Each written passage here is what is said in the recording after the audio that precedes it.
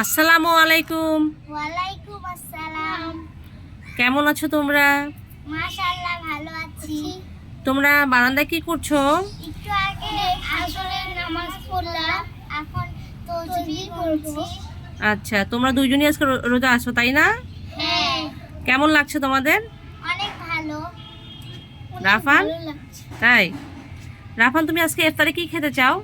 ইফতারের সময় বলো। ডিমের চপ, আলুর চপ, বেগুনি, পেঁয়াজু জিলাপি, আচ্ছা, আরো অনেক কিছু। আর কি কি খেতে ইচ্ছে করছে কি তোমার বলো? মুড়ি, ছোলা, বুন্দিয়া, আরো কিছু? রুয়াবজা। রুয়াবজা সব খেতে পারবা? হ্যাঁ, আচ্ছা, মানহা, তোমার কি খেতে ইচ্ছে করছে ইফতারে আজকে? তরমুজ, ফল, বেগুনি, মুড়ি, তারপর ছোলা, বুন্দিয়া, তারপর ট্যাং। ও আচ্ছা, তাহলে তো আমাকে আমাকে অনেকগুলো আইটেম করতে হবে আজকে, তাই না? কারণ তোমরা যেহেতু রোজা আছো, তোমাদের পছন্দের জিনিস তো অবশ্যই বানাতে হবে। হুম। হ্যাঁ, তো রোজা থেকে তোমাদের কেমন লাগছে সবাইকে একটু অনেক বলো। ভালো, অনেক ভালো লাগছে। সবাইকে রোজা থাকতে বলো। আপনারা সবাই রোজা রাখবে। হ্যাঁ,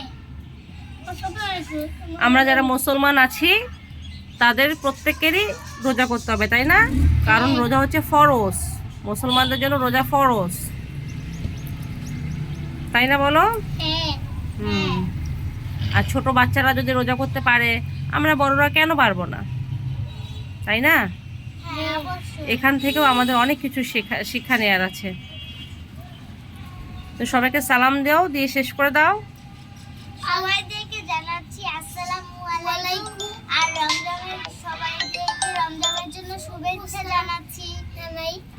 তো আল্লাহ হাফেজ, টাটা। সবাইকে দোয়া করতে বলো।